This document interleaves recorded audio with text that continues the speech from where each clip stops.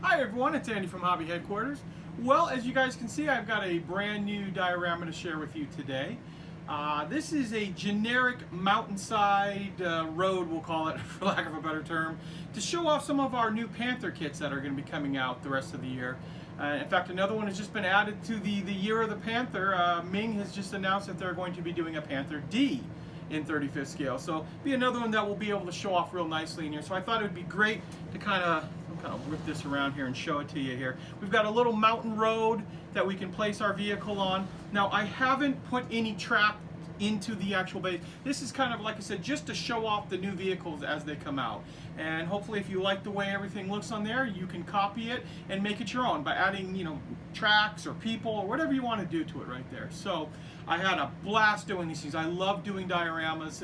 It's always a change of pace because you get to be much more creative building a diorama, because this is something you're building from scratch as opposed to following instructions like on a tank kit. So like I said, had a great time building it, so I'm excited to show it to you, and so let's get started on it.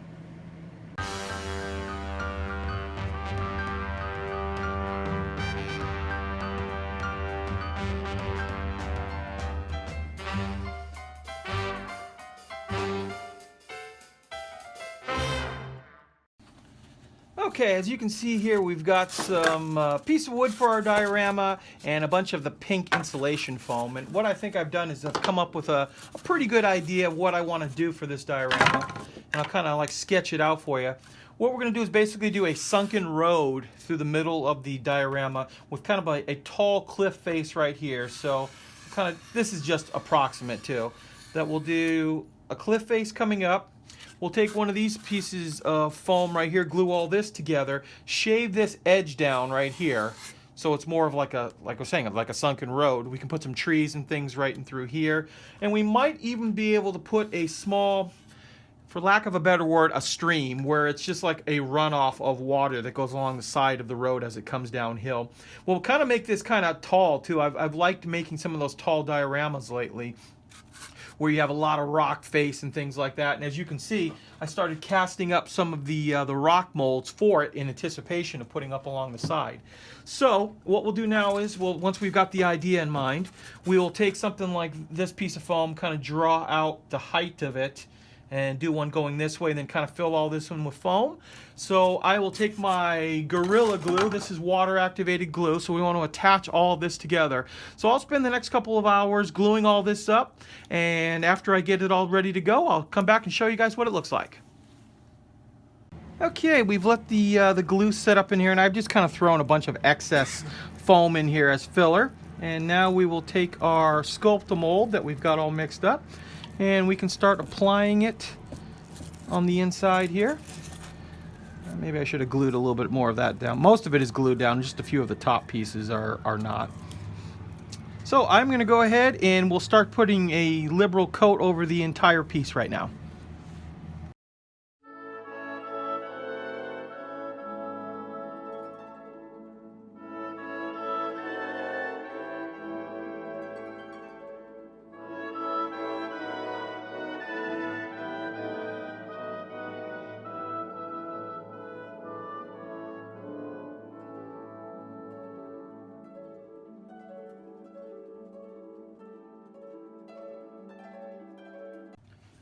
Okay, as you can see, we've got most of the terrain kind of filled in through here. We use some of our rock molds and push that all into to get some nice sheer face. Because now we have a little platform up here that we can put trees on.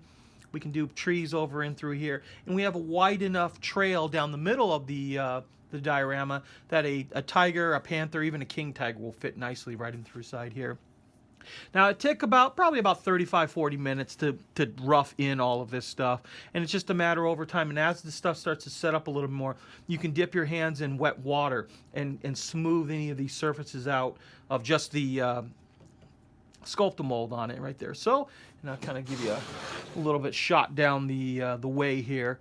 And yes, you can still see some of the pink, the foam underneath there, but after we paint all of that and then put our grout on it, all of that will disappear. Now, after all this dries, we'll go back and sand all the sides, clean all those up, and then we can build our platform base that'll cover up most of this siding on it as well. Now this still needs to dry probably for about another at least a day, so it's completely ready to go and we can sand on it. So I'll come back tomorrow and we can start painting on it and start putting the grout on it as well. Okay, now that the plaster has had overnight to dry, we're going to begin the process of painting the rock face all in through here. And we're going to start with our shadow coat first. We're basically going to use German gray from Tamiya as a nice gray color to start filling in all these areas right here. And it is very dark right now on here, but once we go ahead and start doing the lighter colors on top of it, it'll all start to blend together and start to look like rock. So you just want to make sure you do a really thick coat on this so you don't have any of the white bleed through later on.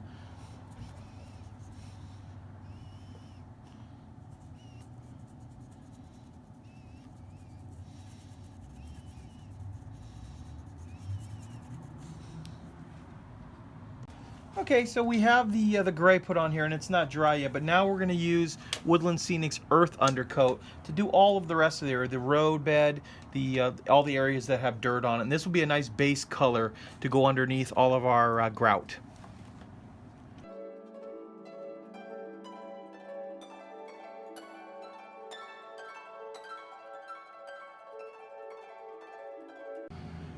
And now that the dark brown base coat is dried, we can go ahead and put our lighter coat on here, which will mimic more of the dirt color that we want underneath.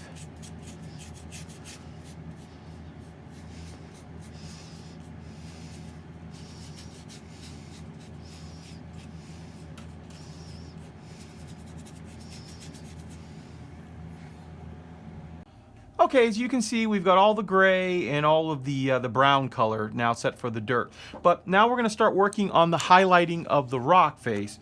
And actually, before we do any of the highlighting, we're going to use a little bit of NATO black. And I'm just using an old piece of paper here to blot off most of it. But we're going to start to add a little bit more shadow effect in certain areas. And NATO black is not really black, it's really kind of a dark gray. So in some of the areas that we want to create permanent shadows and a little more variation in the rock, we're going to kind of like just stipple it on. Not really dry brushing at this point, just kind of stippling it on, but not very heavy either. We don't want it, you know, look like it's like someone just threw black paint on it there. So we'll go around in some of these little crevices and stuff and add the NATO black to it, and then we'll go on to the next step. Okay, we've let the paint pretty much completely dry. Hopefully you can see on camera, because it's pretty clear in person that you can see these dark shadow areas. I also decided way this little tiny chunk of rock came popping out that we'd make it look like exposed rock rather than dirt. So I just went and painted that gray over it. Now we're going to work on starting to do the highlights now that we've done the shadow inside there. The first one we're going to use is neutral gray, and it's a good medium color gray. And then after that one, we're going to go a little bit lighter, and we're going to use sky gray. And we'll start dry brushing those on, which I will show you a little bit of that right now. So just dipping your big flat brush into it and just taking off quite a bit of the paint, we can start going over and just highlighting some of the rock faces. And immediately you should start to see the detail start to pop out. And with this process right here, you really want to go slow and not put much paint on the brush at all. This way you'll really get some nice contrast and highlights. And even on these faces right here, you can do a little bit of rubbing in. You can see how the rock really just starts to pop out at you.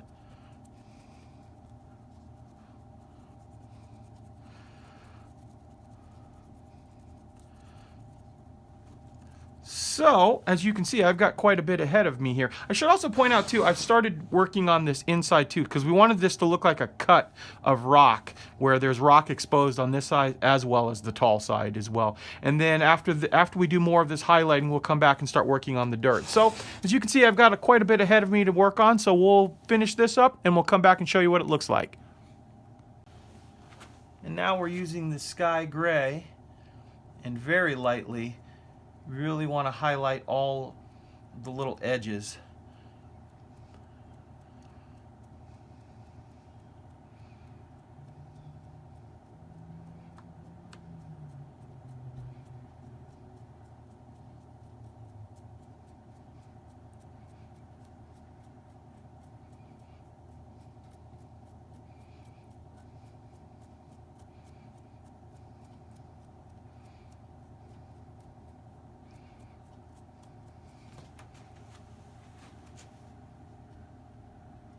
Okay, now that we have the rock faces cut in, now it's time to use our Mod Podge, and we're using the mat, and we're going to put a nice, and it's been thinned down with 50% water. We're going to put a nice layer over all of the dirt areas, keeping the glue away from any of the rock faces and through here. And then after we get all of that put on, we're going to use our basically just basic grout that you find at a like a Home Depot or Lowe's that you'd put down on a regular floor, and we're going to sprinkle a liberal coat over the entire thing. Now I'm going to go outside to do that because it gets kind of messy, but it's as simple as just laying the glue on and then using my little shaker right here. We'll shake the glue or the grout right into place. Okay, now that we've let the plaster fully dry, it's completely cured over a couple of days' time. I think the brown color is cool looking, but it's not dark enough for what I want to reproduce with Europe. So now we're going to take some darker browns and start airbrushing over all the different surfaces here, except for the rock faces, and kind of make this into a darker, richer earth.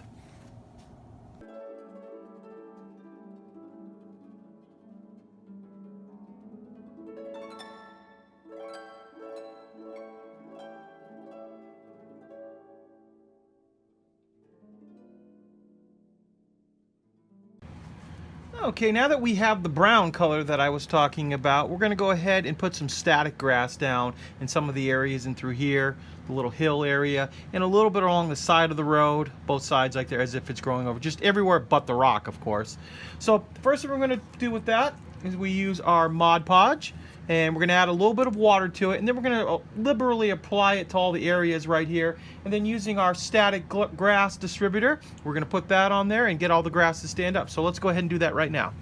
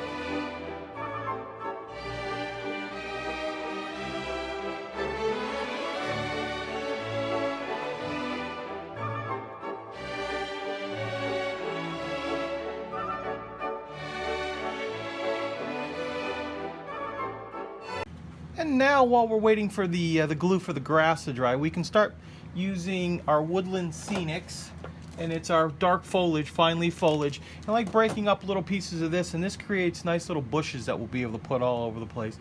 Now, we are going to tack them down with a little Mod Podge first, but it kind of gives you the idea that you can just put some bushes in some random areas throughout all of this area, maybe even a little bit up and through here. It's a road that's not necessarily traveled very often, especially by heavy tanks, so there'll be some amount of foliage growing up on the sides here.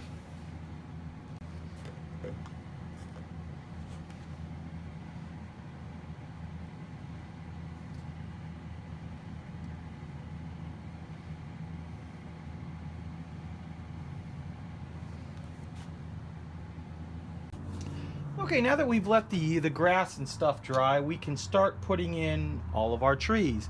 Now, these are made by a company called Model Scene. They're out of Europe, and I've had quite a few boxes of these for a while, so that's where we're kind of using them up now. And because the plaster is so hard with the grout on it, you're going to have to use a hammer and nail to kind of poke through it to get it, and then just expand the hole. Then putting a little glue inside of that you'll be able to just go down the line and start placing all the trees. So I'm going to spend a little bit of time now and start placing all the trees, maybe like 5 or 6 up here and like 3 or 4 down here. We'll see how they all look. Well, here we go, guys. Here is our completed model. And as you can see, we have placed our Panther A late from Ming in there.